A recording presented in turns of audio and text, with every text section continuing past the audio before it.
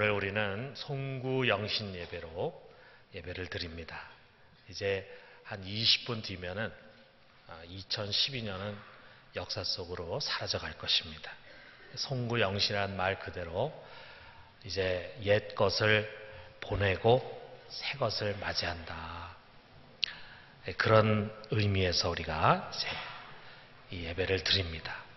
근데 우리가 이제 새해 인사를 할 때 우리는 뭐 근하 신년이라고도 하고 새해 복 많이 받으세요 이렇게 하는데 독일 사람들은 어떻게 인사하냐면 Guten Rutsch ins neue Jahr라고 하는데 그 말이 무슨 말이냐면 새해로 미끄러져 들어가라 그런 뜻입니다. 새해로 미끄러져 들어가라. 좀 특이한 그런 인사인데 새해로 미끄러져 들어가라. 루치라고 하는 것이 이 썰매를 타고 확 빠져들어가는 그런 의미를 갖고 있어요. 새해를 맞이한다는 것보다도 더 적극적이죠. 그 속으로 확 뛰어들어가라 그런 뜻입니다. 그래서 2012년을 이제 뒤로 하고 2013년에 우리가 이제 팍 진입해 이제 들어가는 겁니다. 여러분 준비가 다 되셨죠? 갑자기 이런 질문을 하니까 자, 이제 20분 뒤면은 우리가 새해로 확 뛰어들어갈 텐데 여러분 준비가 다 되셨나요? 자, 우리가 새해로 뭔가 확 들어가려고 하는데 정리되지 못한 것이 혹시 있지 않나 하는 것을 이 마지막 설교에서 한번 돌아봤으면 좋겠습니다. 어느 집이나 다 쓰레기통이 있잖아요. 여러분 집에는 쓰레기통이 몇 개나 있는지 모르겠습니다. 어떤 집은 방방이 쓰레기통이 있어요. 우리 집 같은 집이 그런 집입니다.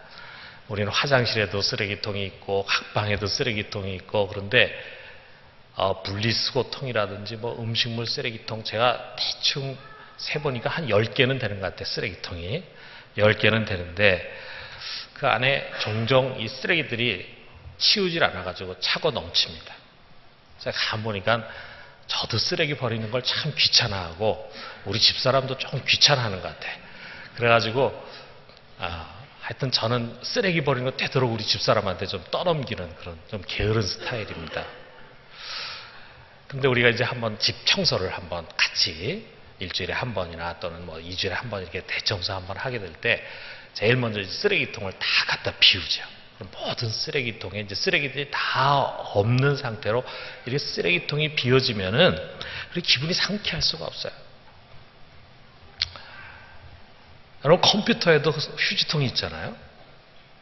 그 휴지통 오랫동안 신경 안 쓰다 보면은 휴지통에 버려진 파일들이 꽉 차가지고 그것이 하드디스크 용량을 많이 잡아먹습니다. 휴지통은 자꾸 비워야 돼. 그런데 방에도 집에도 휴지통이 있고 컴퓨터 안에도 휴지통이 있지만 우리 심령에도 휴지통이 있습니다.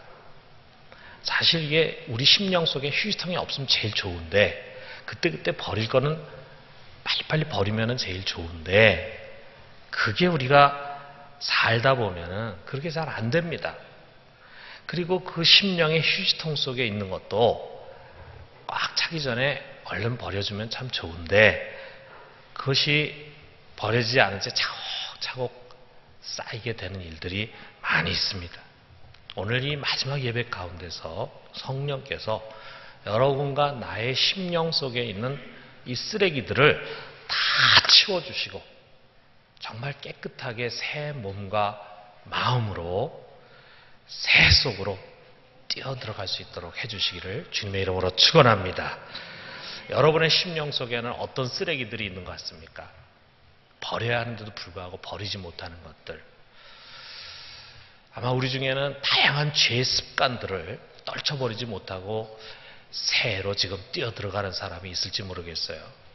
세상에 대한 미련 그리고 허망한 욕망 뭐 이런 여러 가지 것들이 있을 거예요. 그런데 그 중에 가장 질이 나쁜 쓰레기가 뭐냐? 깨어진 관계에서 파생된 파편들입니다. 가족 간에 또 직장 동료 간에 또는 교회에서 성도들 간에 크고 작은 일로 사람들과 불편한 관계들이 항상 생길 수가 있어요. 그건 나의 잘못일 수도 있고 너의 잘못일 수도 있고 또 딱히 누구의 잘못이라고 우리가 말할 수 없는 가운데 이상하게 이렇게 생겨지는 그런 일들이 있습니다. 그런데 그런 일로 인해서 만들어진 파편이라는 게 우리 심령 깊은 곳에 박히게 될 수가 있어요. 너무 깊은 곳에 박혀가지고 어떤 사람은 자기 속에 과연 그런 것이 있는가 없는가도 잘 모르는 사람들도 있을 수 있습니다. 그런데 그 파편이라고 하는 것이 우리 속에 박혀진 것으로만 끝나는 게 아니라 거기서 여러 가지 해로운 것들을 만들어냅니다.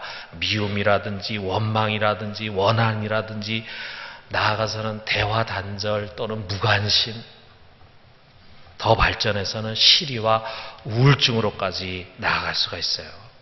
오늘 우리가 좀 이런 관계에 의해서 만들어진 불편한 파편 조각들을 우리 심령 속에서 다 빼가지고 버릴 수 있기를 바랍니다. 여러분이나 저나 이 세상에 어떤 사람도 혼자 살 수 없어요. 하나님은 우리를 관계 속에서 부르셨어요. 그래서 어느 곳을 가든지 다 사람이 있습니다. 또 거기서 관계가 형성됩니다. 그 관계에서 벗어나서 혼자 살려고 하면은 지구 밖으로 떠나야 돼요. 이 지구라고 하는 곳에 살고 있는 한은 어느 곳을 가든지 사람들과 함께 더불어 어울려서 살아가야 합니다. 그런데 그 사람들과 함께 더불어 살아가는 그것이 사실은 우리의 큰 힘의 원천이 되고 보호막이 되는 거예요. 아내와 남편, 부모와 자식, 친구, 동료, 교우 이런 등등 관계에서 우리가 다양한 에너지를 공급받고 또 그런 관계 안에 있기 때문에 우리가 사실은 참 이 때로는 광야와 같고 정글과 같은 세상 속에서 보호를 받는 거예요. 여기에 우리 젊은 사람들 있고 우리 어린 자녀들 있지만 때로는 부모가 여러분들 귀찮게 하는 것 같고 간섭하는 것 같아도 부모가 있다는 것이 얼마나 큰 보호막인지 몰라요. 또 우리 자녀가 있다는 게 얼마나 든든한 것인지 몰라요. 아내가 있다는 거, 남편이 있다는 거. 참 우리 삶에 이러한 동반자들이 있다는 것이 우리가 이 세상을 살아가는데 얼마나 살맛나게 하고 그러한 우리 관계로부터 우리가 얼마나 많은 힘을 공급받습니까? 특별히 우리 교회가 뭐냐? 교회는 그리스도의 몸이다라고 할 때 우리의 머리 되신 주님께서 이 몸을 이루고 있는 성도들, 다양한 지체들을 통해서 서로 힘과 은혜를 공급받을 수 있도록 역사해 주시는 것입니다. 그런데 우리가 다른 한편으로 보면은요, 이렇게 반드시 서로 더불어 살아가면서 가져야 하는 그런 끈끈한 관계 속에서 우리가 어려움을 겪을 수가 있어요. 한 취업 포털에서 우리 직장인들에게 이런 설문을 했습니다. 회사에서 일을 하는데 대인 관계와 당신이 해야 하는 여러 가지 직무 중에 어느 쪽이 여러분에게 더 많은 스트레스를 주느냐 이런 질문을 했습니다. 우리가 직장에 가면은 해야 할 일들이 많잖아요. 사무도 보고 물건도 만들고 영업도 하고 이런 여러 가지 일이 있어요. 그 영업의 실적을 올려야 돼. 그런 실적에 대한 스트레스도 많아요. 그런데 또 대인 관계에서 위에 상사라든지 또는 같은 동료라든지 또는 밑에 있는 사람이라든지 이런 사람들과의 관계에서 또 스트레스를 받는다 이거야. 어떤 스트레스가 더 크냐 이렇게 질문을 했더니 응답자의 60%가 대인 관계에서 오는 스트레스가 더 크다 이렇게 대답을 했다. 일에서 오는 스트레스보다도 사람과의 관계에서 오는 스트레스가 더 크다는 거예요. 일보다 힘든 것이 관계입니다. 정말 공감하죠. 여러분 우리 교인들도 아마 같은 생각일 거예요. 교회에서도 여러 가지 일들이 많이 있잖아요. 식당에서도 일을 하고 또 우리가 예배드리기 위해서도 봉사하고 또 우리 주일학교에서 또 교육하고 또 우리 찬양대원들 또 찬양 연습하고 이런 여러 가지 일들인데 그 일도 물론 때로는 힘들게 느껴질 수 있어요. 근데 사실은 그 일이 힘든 것이 아니라 관계가 힘들다. 관계. 우리가 관계하면서 함께 더불어 살아가는 사람들, 가족도 그렇고 직장 동료도 그렇고 교회 교인도 그렇고 보면은 참 좋은 사람도 있지만 힘들게 하는 사람이 꼭 있기 마련입니다. 내게 선으로 대하는 사람도 있지만 악으로 대하는 사람도 있어요. 시험 들게 하고 넘어뜨리고 심지어는 원수처럼 대하는 그런 사람도 있다 이거예요. 이런 모든 사람들 속에서 우리가 어떻게 해야 되느냐? 여기 18절에 보면은 할 수 있거든 너희로서는 모든 사람과 더불어 화목하라 이렇게 말씀하십니다. 할 수 있거든 모든 사람과 더불어 화목하라. 이게 하나님 명령이에요. 우리가 화목해야 할 대상이 어떤 사람들이냐? 평화를 추구하는 사람, 나를 사랑하고 선으로 대해주는 사람, 그런 사람과만 화목하려고 해서는 되지 않습니다. 내게 악으로 대하고 원수처럼 행하는 사람, 그런 사람과도 화목하게 하려고 해야 합니다.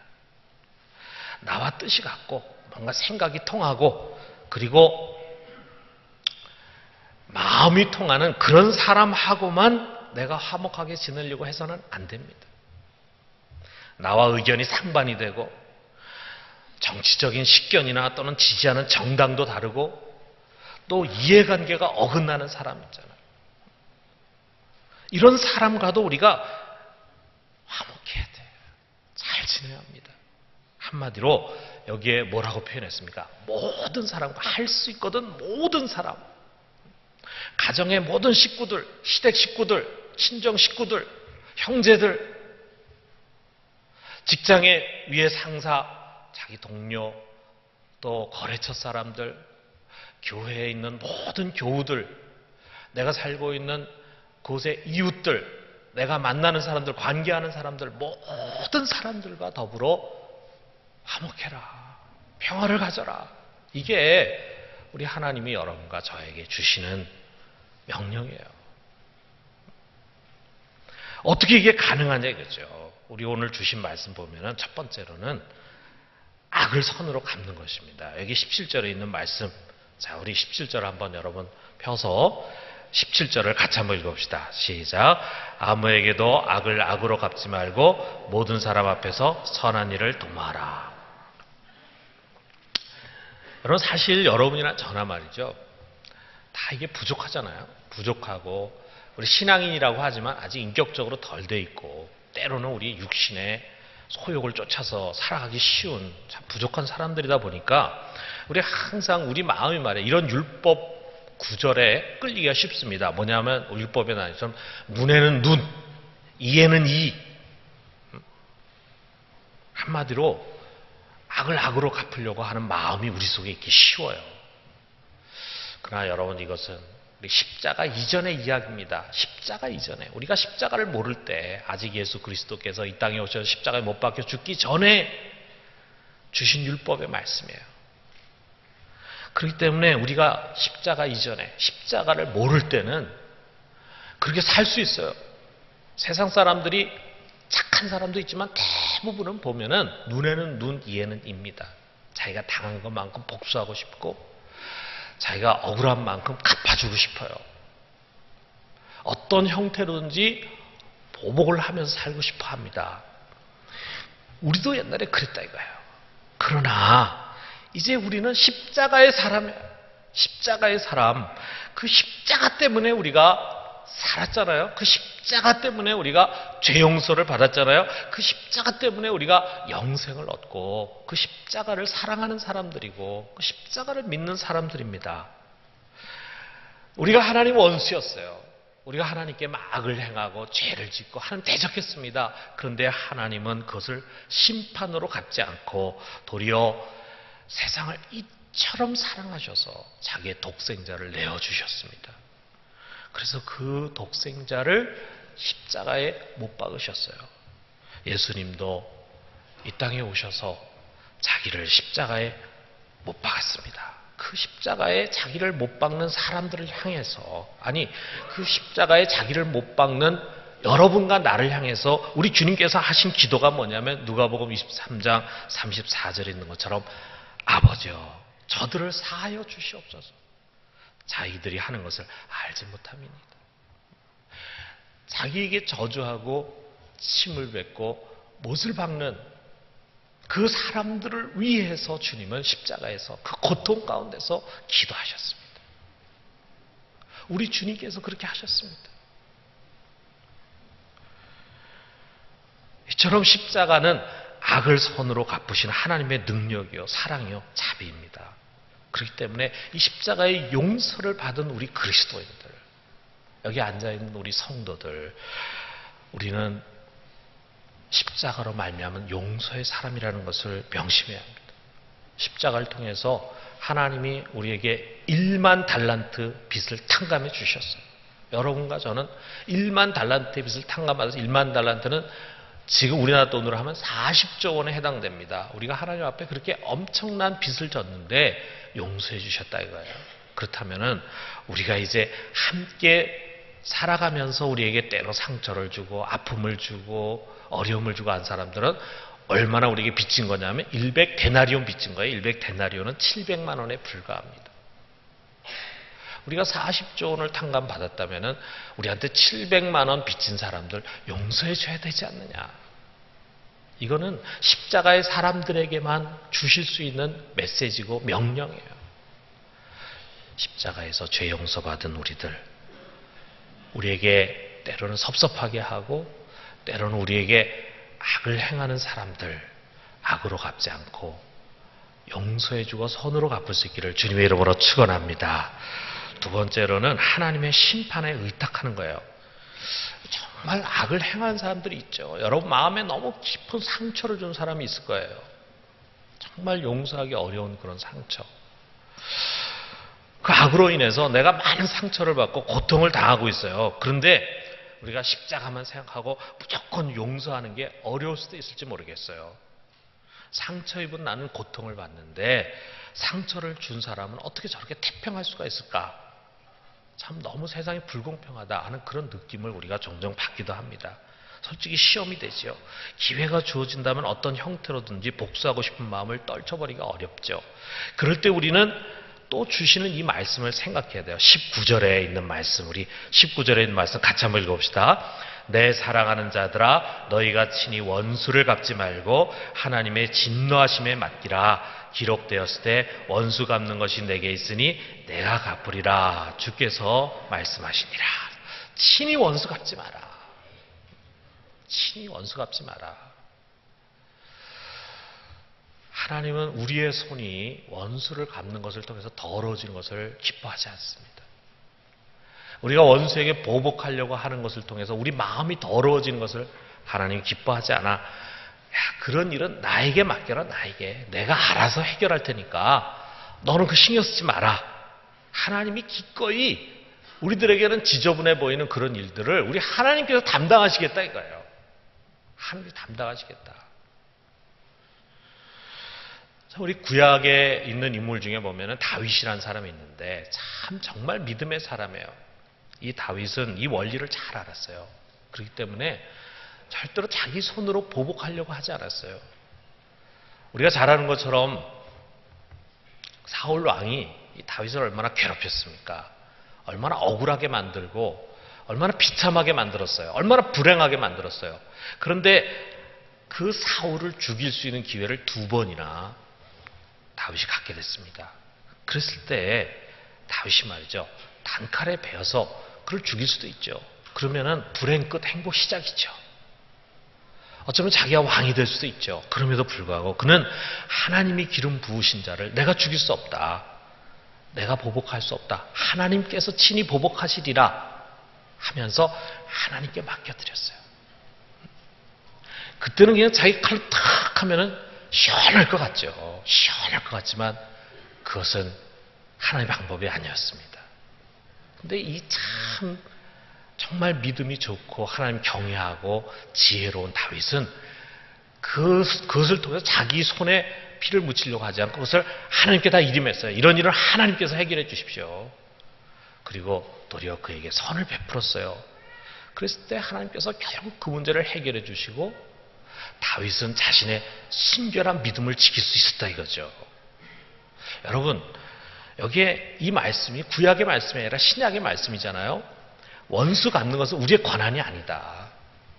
그것은 하나님이 하시는 일이다. 하나님 공의롭게 해결해 주신다. 우리 하나님 공의로우신 하나님. 그 하나님께서 하나님 보시기에 합당한 모습으로 모든 사람에게 덕이 되고 도움이 되고 또 은혜가 되고 축복이 되게끔 잘 해결해 주시는 분이십니다. 우리가 그걸 해결하려고 그러면은 때로 더 큰 상처, 아픔을 줄 수가 있어요. 그러나 하나님이 하실 때는 멋있게 해주십니다. 그러므로 우리는 무엇을 해야 되느냐? 오히려 우리는 우리를 힘들게 하고 우리를 아프게 한 그 사람들을 사랑으로 베풀어줘야 된다. 그들이 줄이면 먹을 것을 주고 목마르면 마실 것을 주고 그래서 오히려 나를 해롭게 한 사람들을 우리가 선으로 갚아주는 거. 오히려 그들을 사랑해주고 축복해주는 거. 그러면 내가 그들의 머리에 숯을 놓는 것과 같다. 참 이게 우리가 말처럼 쉬운 게 아니라는 것을 저는 잘 알고 있습니다. 저 역시도 그걸 실천하지 못할 때가 있어요. 그러나 우리 하나님께서 우리에게 말씀하십니다. 내가 친히 보복하지 말고 나에게 다 맡겨라. 그리고 너는 그 모든 짐을 다 내려놓고 오히려 사랑으로 대해줘라. 우리 모든 보복은 우리 하나님께 맡기고 그리고 우리를 힘들게 한 사람들을 사랑으로 품어줄 수 있기를 주님의 이름으로 축원합니다. 전에도 한번 얘기했지만 몇 년 전에 최규철 씨라고 하는 제약 교육자가 있어요. 우리 부산에서 많이 활동을 했답니다. 저는 나중에 듣게 됐는데 부산에서 참 교회라든지 또는 YWCA, YMCA 이런 것을 통해서 많은 활동을 하신 아주 훌륭한 분이랍니다. 근데 그가 청년 시절에 교통사고가 났어요. 근데 그냥 교통사고 그냥 나가지고 부상이 있고 그랬으면은 시간이 좀 지나면은 치료가 됐을 텐데 이 교통사고에 어떤 문제가 있었냐면 그 차에 신호통이 있었어요. 신호통. 이 교통사고가 나면서 이게 신호통이 터졌어요. 그래가지고 차가 불에 탔습니다. 그런 바람에 이분이 전신 3도 화상을 입었습니다. 최 씨가 하는 말이 뭐냐면 병원에 누웠는데 울고 싶어도 눈물샘까지 다 타버려가지고 울 수가 없었대. 참 이분이 청년 때부터 이렇게 그 일을 열심히 했다 그래요. 믿음을 가지신 분인데 그런데 그 일을 열심히 하다 그만 이 큰 교통사고를 만난 거예요. 결국 이분이 30차례가 넘는 성형수술을 했답니다. 이쁘게 하려고 성형수술한 게 아니라 화상을 입었는데 도무지 그 모습으로 살기 어려워서 성형수술을 했는데 성형수술을 했지만 결국은 한쪽 눈을 잃고 이 손가락까지 오그라든 몸으로 살아남았어. 그래서 아이들이 이 최 씨를 보고 최 선생님 보고 E.T. 할아버지다 이렇게 불렀습니다. E.T. 할아버지. 그러나 그는 이 모든 시련을 잘 이기고 청십자운동, 농촌 계몽운동을 일으키면서 두밀리 자연학교를 운영하는 등 2세 교육을 위해 힘쓰다가 몇 년 전에 타계했습니다. 그런데 이분이 한 말 중에 남긴 말 중에 참 기가 막힌 말이 있어요. 여러분 잘 들어보세요. 우리가 사는 데는 두 개 F가 필요하다. 영어로 F가 필요하다는 거예요. 두 개 F가 뭐냐? forget이라고 하는 것과 forgive라고 하는 것. forget, 잊어버려라. forgive, 용서해라. 그러면서 그가 뭐라 그러냐면 사고가 난 뒤에 그 고통을 준 사람을 잊지 않았다면 난 지금처럼 못 살았을 거야. 잊어야 그 자리에 또 새 걸 채우지. 또 이미 지나간 일, 누구 잘못이 어디 있어? 내가 용서해야 나도 용서받는 거야. 우리가 이 세상 살아가려면 항상 이 두 가지 F를 가슴에 담고 실천해야 된다. 잊어버려라. 그리고 용서해라. forget. 그리고 forgive. 여러분 멋있는 말 아닙니까? 여러분 가족 간에 상처 많죠? 우리가 오랫동안 가족들 같이 살다 보면은 가족을 통해서 힘을 얻기도 하지만 때로 가족으로 인해서 상처받는 일도 많습니다. 여러분 그걸 잊어야 합니다. 그리고 용서해야 합니다. 여러분 친구나 직장 동료들에게 아픈 일을 당한 일들이 종종 있죠. 그것을 내가 꽁 하고 기억하고 가슴에 담아두면은요 나에게 병이 되는 것입니다. 잊어야 합니다. 여러분 교인들 간에 신앙생활 하면서 같이 교회에서 하다가 때로 알게 모르게 상처받는 일들이 생기죠. 잊어야 합니다. 그리고 용서해야 합니다. 여러분 우리 새해로 들어가기 전에 이제 벌써 새해가 됐지만 새해로 들어가기 전에 우리가 쓰레기통을 좀 비웠으면 좋겠어요. 성령께서 이 시간에 여러분과 내 속에 용서의 은혜를 부어주시기를 바랍니다. 여러분과 내 속 심령 깊은 곳에 박혀있는 그 여러 개의 파편 조각들 그런 것들을 좀 다 녹여주시기를 바랍니다. 그런 것들을 해결하지 않다 보면은 나의 말이나 행동이나 생각이 부정적이 되고 알게 모르게 공격적이 되고 그러다 보면 내가 불행해요. 내가 행복하지 않아. 내가 살기 위해서는 여러분 forget 잊어야 되고 forgive 용서해 줘야 됩니다. 이 은혜가 우리 모두에게 임해서 우리가 정결한 심령으로 2013년을 맞이할 수 있게 되기를 주님의 이름으로 축원합니다.